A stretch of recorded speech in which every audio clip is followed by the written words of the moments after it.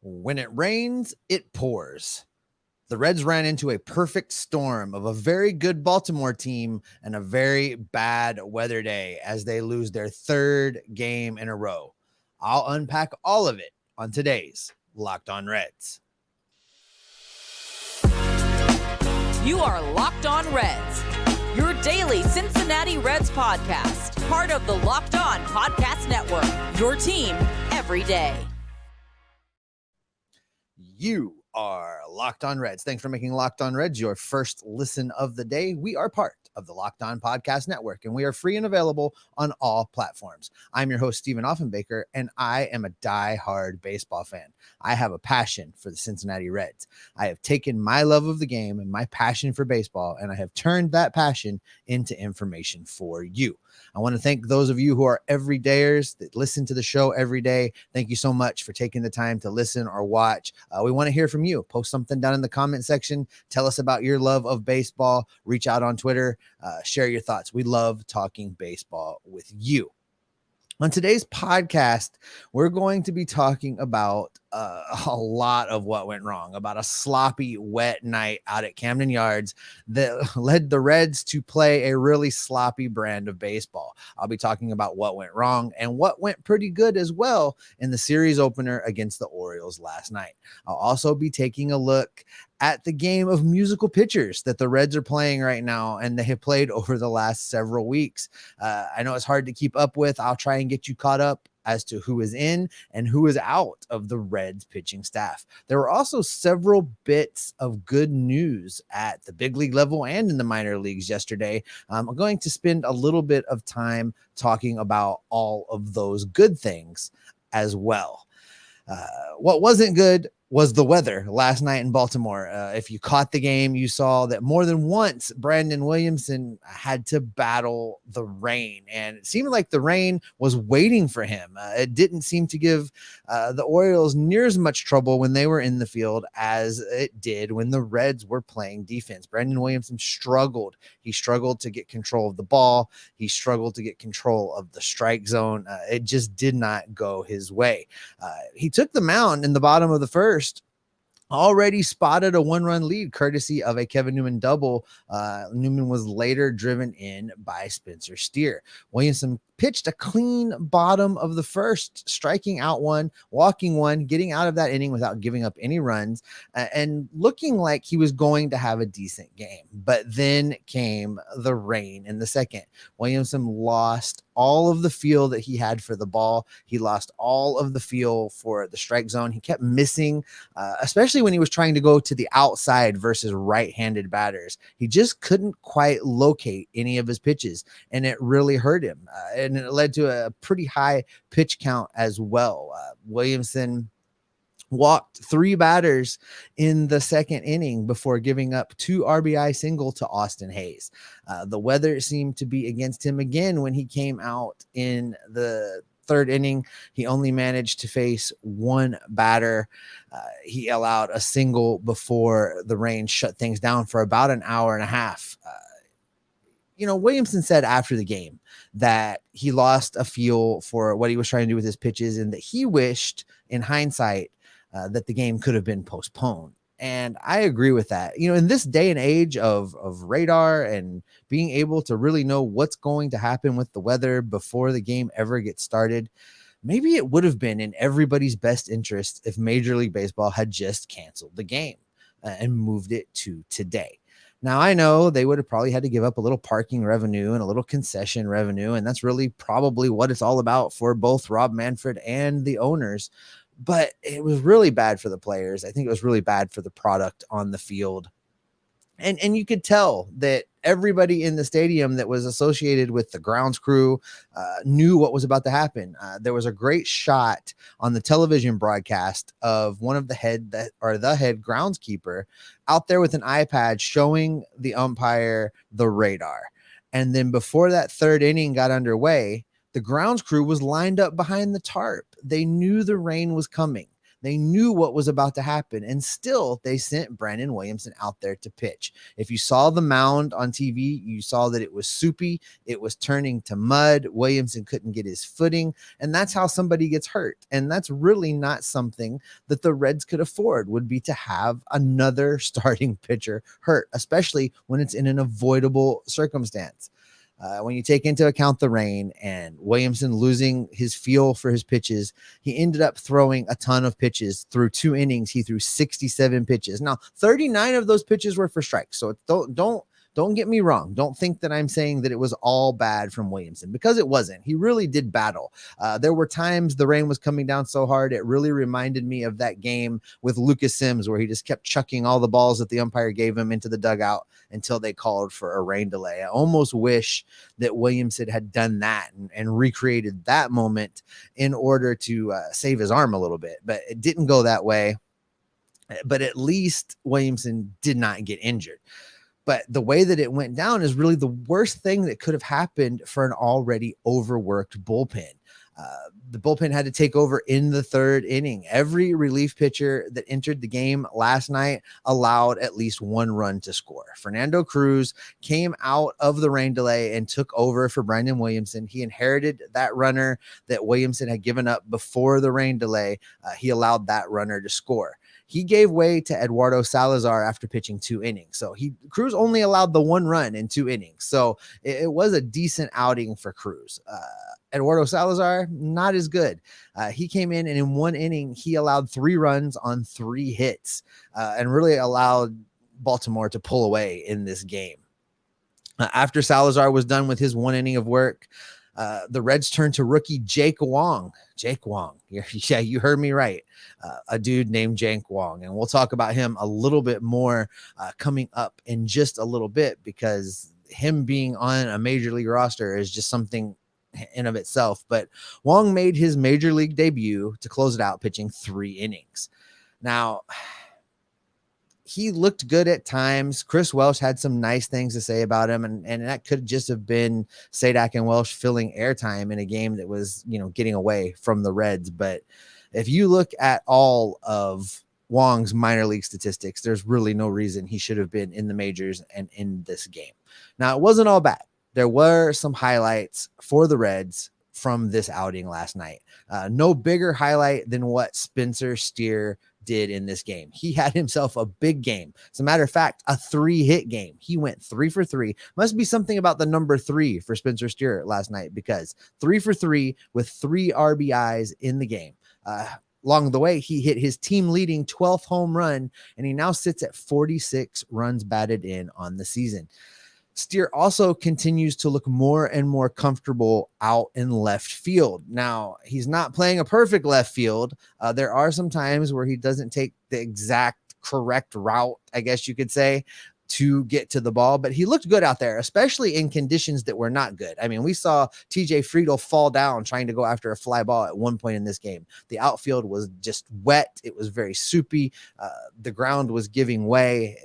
I really don't think this game should have been played. The field conditions didn't seem conducive to safety for the players. The play itself was very sloppy. As I say, people falling down, pitchers not being able to get a grip on the ball and find the zone. It's not good. It's not a good look for Major League Baseball. And this coming off of a weekend where Major League Baseball's attendance was up over 10%, I think, or close to 10% from a year ago. People were coming out to baseball. The new rules seem to be working. It's drawing people to the game. So you need to put a consistent product on the field, and doing it in the middle of a driving rainstorm is not good for the fans. It's not good for the players. It's really not good for anybody involved. On top of Spencer Steer's defensive play, everything else was just kind of around. Nick Senzel looked like he struggled a couple times, but still managed to make catches. He does not play a smooth right field. It's an exercise in getting your heart pounding every time a ball's hit to right while he's out there right now. There's something else in this game last night that bothered me a little bit. Let's call it a curiosity. I don't exactly understand what's going on in David Bell's mind. We didn't see Joey Votto at all in this game. Now, maybe that was weather related. Maybe they didn't want to risk him getting injured. Maybe, I don't know. There's a lot of maybes, but we didn't see him play at all. But who we did see come to the plate 4 times is Curt Casali with 2 other catchers available on the roster. 4 times Curt Casali was allowed to bat. I don't think Curt Casali is a bad guy. I believe what we hear from the other players and from the pitchers and from the media around the team and the broadcasters that Curt Casali is really good for this pitching staff. There were several times in this game when pitchers were being flustered by the weather that Casali went out and settled them down and acted as another coach. And that's great. But right now we're tying up another roster spot to have this extra coach, to have this luxury of an extra catcher for a plan that the Reds have long abandoned. Curt Casali has a slash line or a batting average on the season right now of 162. You heard me right. A batting average of 162 on the year. In his last 30 games, he has a slash line, and I wish I was making this up, folks, but I am not. His slash line in the last 30 games is 132, 292, 170. There is no good reason for Curt Casali to have at-bats in the major leagues right now. He just simply is not getting the job done at all when it comes to offensive production. It is time for the Reds to make a move with this 3-catcher plan. It is time for them to go ahead and cut Curt Casali. I know that when I talked to John Sadak last week, he didn't think Curt Casali should be cut. He thought that Curt Casali could be a trade piece. I don't know what you get back for Curt Casali with a slash line of 132, 292, 170. I mean, is there somebody out there that would give you something for a veteran catcher like Curt Casali that's known to be good? Maybe there's a team out there that needs a second catcher, somebody that they can use as a defensive replacement late in the game if they want to have a pinch hitter. Maybe you could get something, but I don't think you tie up this roster spot any longer while you're out there trying to look for it, while you're out there trying to get it. I think you absolutely have to just make the decision to move on. While there were a few offensive bright spots, the pitching struggles really took the Reds out of the game early last night. And speaking of that pitching staff, the Reds pitching staff is now more confusing than ever. I'll try to get you caught up on all of the moves that they have made and what they mean coming up in just a minute. But before we get to that, I want to talk about one of the sponsors of today's podcast. Today's episode is brought to you by eBay Motors. For a championship team, it's all about making sure that every player is a perfect fit. It's the same when it comes to your vehicle. Every part needs to fit just right. So the next time you need parts and accessories, head to eBay Motors. With eBay Guaranteed Fit, you can be sure every part you need fits right the first time around. Just add your vehicle to the My Garage section and look for the green check to know that the part will fit or you get your money back. Because just like in sports, confidence is the name of the game when you shop on eBay Motors. And with over 122 million parts to choose from, you'll be back in the game in no time. After all, it's easy to bring home a win when the right parts are guaranteed. Get the right parts, the right fit, and the right prices on ebaymotors.com. Let's ride. eBay Guaranteed Fit only available to U.S. customers. Eligible items only. Exclusions apply. The Reds and the Orioles get round 2 underway at Camden Yards tonight with first pitch scheduled for 7:05 p.m. Eastern Time. If you can't be at the ballpark, you can catch every pitch of the Reds' hometown broadcast with SiriusXM on the SXM app. Just download the SXM app and search the word Reds. Thanks for always making Locked On Reds your first listen every day. Everydayers, on the next podcast, Jeff and I are going to talk about Andrew Abbott, and we will take a look at some of David Bell's curious decisions, his dedication to certain players playing no matter what. That's all coming up on tomorrow's show.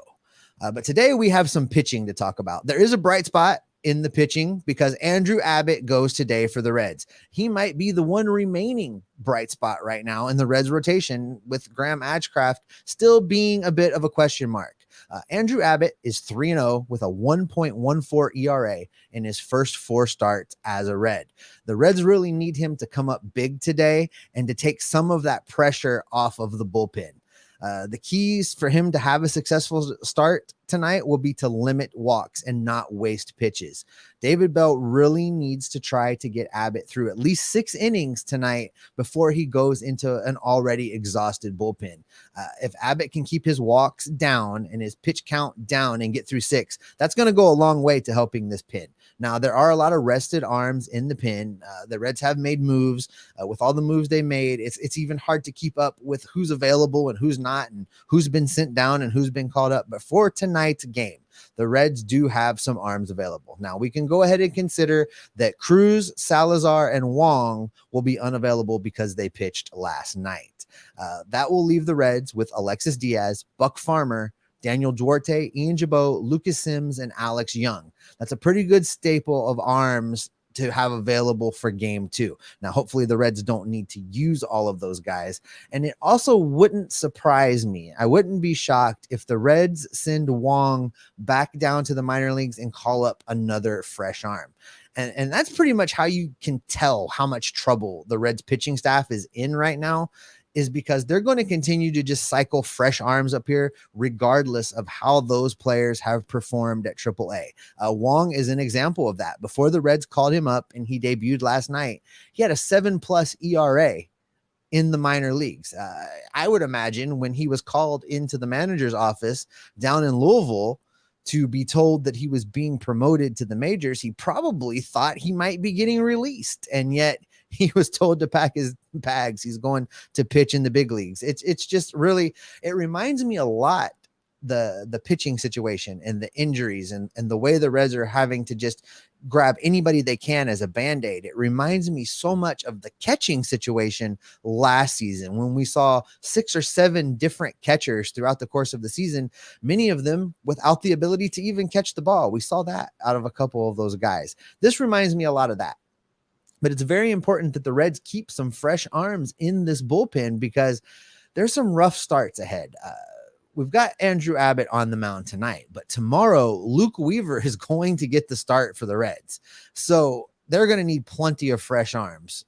You can count on that. And that's probably the only thing that you can count on from this pitching staff right now. I was really hopeful that we would have seen the last of Luke Weaver after his last start, where he allowed 5 runs against the Atlanta Braves, but that's not the case. The Reds have already sent Stout and Wynn out of the major league roster. Stout sent back to AAA. Wynn has been designated for assignment. I imagine he will clear waivers and be able to be sent back down to Louisville, but neither one of those guys are going to be able to be recalled immediately unless there's some other injury to the pitching staff, and the Reds really can't absorb another injury. So until the starting rotation is somehow stabilized and the revolving bullpen door is closed, there's going to be big problems for this Reds pitching staff. Here's hoping that the Reds offense can continue to give them enough to keep them in games until that happens. But listen, I don't want you to think that I'm just going to focus on the bad just because Jeff's out today and he's not here to be Mr. Sunshine and Optimism, because that does rub off on me when he does that. But it wasn't all bad yesterday. There were several pieces of good news announced by the Reds yesterday, and we're going to talk about all of them right after this. The Reds and the Orioles face off again at 7:05 p.m. Eastern time. Andrew Abbott will oppose right-hander Tyler Wells. If you can't be at the ballpark, you can catch every pitch of the Reds' hometown broadcast with SiriusXM on the SXM app. Just download the SXM app and search the word Reds. You can follow the podcast on all platforms, including right here on YouTube. Make sure you have clicked the subscribe and the notification bell. You get notified when we go live, like we did after Ellie De La Cruz's cycle, when we post special bonus episodes like my conversation with John Sadak last week. If you have the notification bell on, you will be notified whenever we add something extra. You can also follow us on Twitter. You can follow me at S Offenbaker. That's with 2 F's. You can follow Jeff at Jeff Carr with 3 F's, and you can follow the show at Locked On Reds. All right, there was some good news announced by the Reds yesterday. In fact, there was a couple pieces of good news. To nobody's surprise, Ellie De La Cruz was named the National League Player of the Week. For the week, Ellie hit a slash line of 440, 462, 880. I want to say it again because it's so nice. 440, 462, 880. During the course of the week, he had 3 doubles, a triple, 2 home runs, 5 RBIs, a couple of stolen bases, and yes, 1 cycle. If you didn't catch the cycle, boy, did you miss out. The first Red cycle since Eric Davis did it in 1989. You could feel the electricity coming through the TV if you were watching the broadcast. I can't imagine what it was like to be in the stadium. I will say that John Sadak just knocked it out of the park himself with his calls during that game. Between Joey Votto's home runs, Ellie De La Cruz's cycle, Sadak was in rare form, and it was a treat to listen to, I want to tell you. In other exciting Reds news, Noelvi Marte has been named to represent the Reds in the Futures game, which takes place during the All-Star break. It's going to be out in Seattle. Noelvi Marte is the Reds representative to that Futures game. So there will at least be somebody representing the Reds. We haven't heard yet who will represent the Reds at the Major League level. I really hope there's at least a couple guys that make the All-Star team. I talked about that about a week ago, if you caught that episode. I really think Alexis Diaz will be there, and I hope that Matt McLain finds his way onto the All-Star roster as well. And maybe with a little bit more playing time, somehow Ellie De La Cruz will find his way there, although I think he may come up short without having quite enough time to warrant his being selected. In addition to being named to the Futures game, Marte was also promoted from AA Chattanooga to AAA Louisville. And he wasn't the only Reds player promoted to AAA Louisville. Pitcher Connor Phillips was also promoted from AA to AAA. This one's a kind of an exciting move because I think the Reds' ability to continue to wait on Connor Phillips to be promoted to the majors is about to run out. They're in desperate need of starting pitching. So my hope is that Connor Phillips is allowed to make a start or two down in Louisville, and that he is then promoted to the majors because they need help and they need it right now. I wanted to talk about the positives because there has been some negatives the last few days. We all got wrapped up in this winning streak. I did, you did, Jeff did, we all did. And just because the winning streak is ended, just because they've lost 3 games in a row, it's not time to give up. It's a great reminder that baseball is really a marathon. Baseball takes place over 162 games. Here's the good news. Even though the Reds have lost 3 in a row and they've fallen out of first place, they're only a half game back. All they have to do is maintain the pace, the first place pace in the National League Central until the starting pitching can be reinforced. And whether that comes from guys coming back from injury or some miracle move that Nick Krall pulls off. And I mean, he has made some great moves. So if he goes out and finds the Reds something, I'll be very excited for that. But until that happens, until that pitching staff is reinforced, if the Reds offense can just help the Reds to keep pace with whoever is leading the division, stay within a game of the Brewers, flip-flop with them. The Reds play the Brewers a lot coming up in the next 30 days. So there is some opportunity to get out in front again. You add in some starting pitchers, you get some guys back from injury, and this team is cooking with gasoline. I have no doubt that they will eventually begin to pull away. It's just a matter of getting the pitching. And that's something we've been saying for years, I know. But this team is different. I think we all feel it. So I'm going to remain patient. I'm going to remain excited watching these young guys play. And I'm going to continue to try and look for the positives while we wait for some of our starting pitchers to come back and save the day. And that's probably where we will go ahead and wrap it up for today. Before we get out of here, don't forget, you can catch every pitch of the Reds hometown broadcast with SiriusXM on the SXM app. Just download the app and search the word Reds. That'll wrap up this edition of Locked On Reds. Thanks, as always, for making us your first listen every day. Everydayers, don't forget, on tomorrow's show, Jeff will be back. We'll be breaking down Andrew Abbott's start. We'll be getting you set for Luke Weaver's start.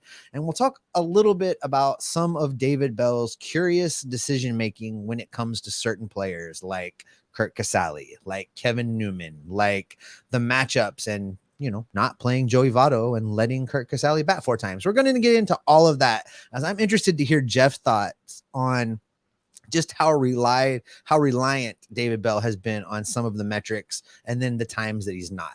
I look forward to talking about that with Jeff and getting that ready for all of you.